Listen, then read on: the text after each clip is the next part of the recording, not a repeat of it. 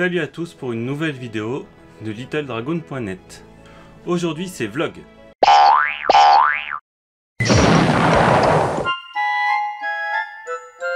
Pour cette première vidéo de l'année 2022, j'ai choisi de vous parler d'esprit critique et comment éviter de croire tout ce que l'on trouve sur internet. Et non, rassurez-vous, je ne parlerai pas de Covid-19. Pour illustrer mon propos, je vais vous raconter une discussion que j'ai eue avec mon beau-frère la semaine dernière. Donc à la fin d'un repas de famille, on déguste la galette des rois que j'avais préparée, tranquille. Comme fève, j'avais utilisé un mignon.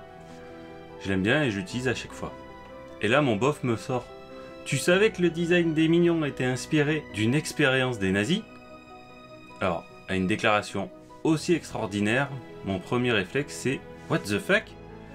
Et ensuite, en bon sceptique, je suspends mon jugement et je lui réponds: ah bon, t'es sûr? Et je le laisse m'expliquer que les nazis ont mené des expériences sur des enfants juifs pour tenter de créer des esclaves parfaits et qu'ils leur auraient même fait porter des sortes de scaphandres pour limiter leur vision et une tenue lestée pour les empêcher de grandir, et que les réalisateurs de Moi moche et méchant auraient repris le concept pour la forme des mignons. Alors là, heureusement que mes vidéos sont pas monétisées parce que je suis sûr que j'ai coché toutes les cases qu'il fallait pas. Et donc d'ailleurs, il continue en me disant qu'au début du film, on voit que les mignons sont en train de travailler pour Groot dans son labo, sans parler de l'accent germanique de celui-ci.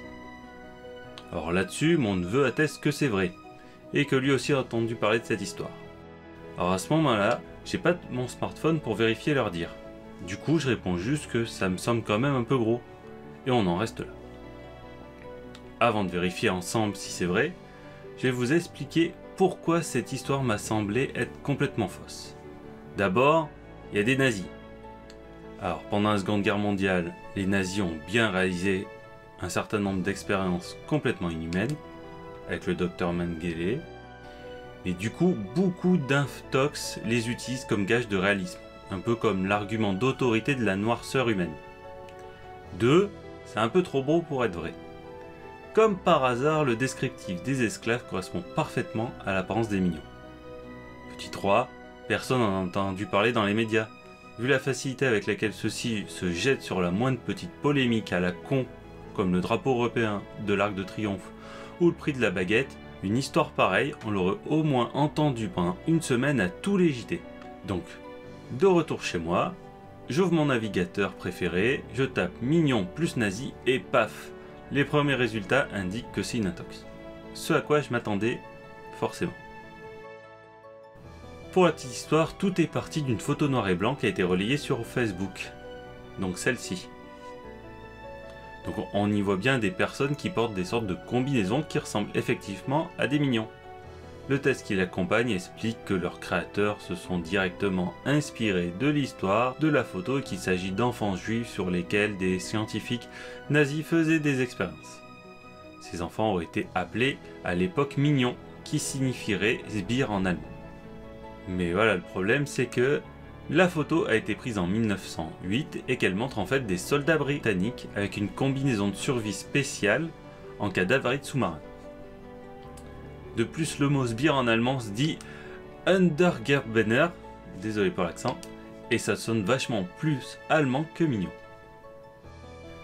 Donc voilà pourquoi faut pas croire tout ce que vous pouvez lire sur internet, et encore plus quand dedans il y a des nazis, la CIA ou le mot quantique.